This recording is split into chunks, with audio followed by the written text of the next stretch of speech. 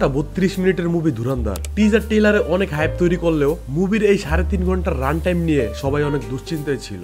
ধুরন্ধরের গল্প নিয়ে বেশি পেঁচাবো না, কারণ এটা সবাই জানে এটা সত্য ঘটনার উপর নির্মিত ছবি। এখানে রণবীর একজন ইন্ডিয়ান মিলিটারি অফিসার, মিশনের জন্য ছদ্মবেশে সে পাকিস্তানে থাকছে। মুভিটির রান টাইম অনেক বড় হওয়ায় এবং মুভিটি রিলিজ হওয়ার কিছুদিন আগেই রণবীর যখন স্টেজে সাউথ ইন্ডিয়ান একজন অ্যাক্টরকে নিয়ে ফান করে, এর জন্য মুভিটি রিলিজের আগে রণবীরকে নিয়ে অনেক সমালোচনা হয়েছিল। বাট রিলিজের পর সবাই রেটিং দিচ্ছে 4.5 এবং অনেকের মতে 2025-এর এটা বিগেস্ট ব্লকবাস্টার মুভি হবে এটা। এবং সারপ্রাইজিং বিষয়টা হলো যে এই মুভির ফার্স্ট হাফ ছিল 2 ঘন্টা, কিন্তু মুভিটি সবকিছু এত এঙ্গেজিং ছিল যে এত লম্বা সময় হওয়ার পরও অনেকে নাকি টেরই পায় নাই। এবং ডিরেক্টর আদিত্য ধার এখানে একটা চালাকি করেছে, তিনি এখানে শুধু রণবীর সিং কে ফোকাস না করে প্রত্যেকটা লিড ক্যারেক্টারকে এখানে সমানভাবে স্ক্রিন টাইম দিয়েছে এবং প্রত্যেকটা ক্যারেক্টারকে আলাদা আলাদা চ্যাপ্টার ওয়াইজ ভাগ করেছে, যার কারণে ডিউরেশন লম্বা হলেও এটা আসলে গায়ে লাগেনি, কারণ প্রতিবারই দর্শক নতুন একজনের গল্প দেখছে। যদিও বেশিরভাগ মানুষই বলছে ক্লাইম্যাক্সটা একটু বেশি টানা হয়ে গিয়েছে, আর কমতি বলতে রণবীর সিং এর সাথে নায়িকার কেমিস্ট্রিটা জমেনি, বয়সের যে ব্যবধান সেটা নজরে পড়ছিল।